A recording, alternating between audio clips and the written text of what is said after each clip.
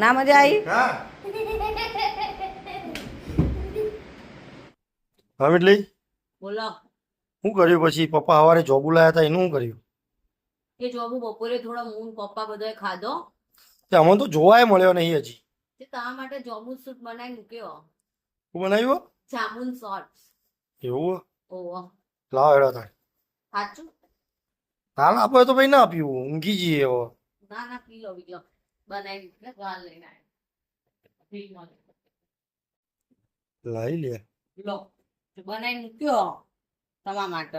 ઓહો જબરું લાગે. જબરું લાગે. પટલો એવું લાગે, જાડો નહીં લાગતો મને.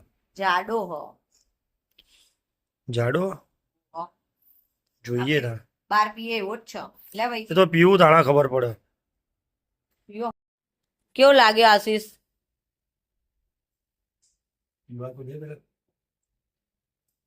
પીવો તે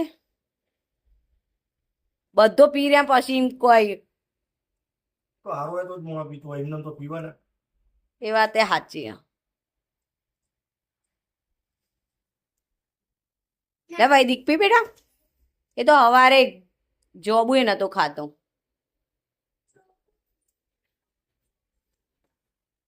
એ તો ખાલી દાદા અનબોક્સિંગ કરતા હતા ને એ વખત બે હતા બાજુ.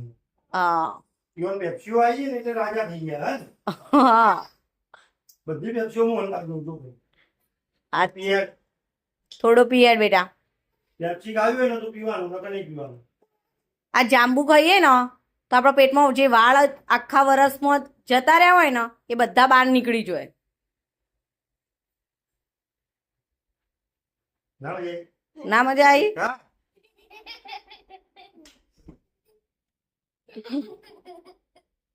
એટલે બીજો પીવો તમારે? તો પેટ ખરાબ થઈ જાય. હા બીજી વાર બનાવાય ને.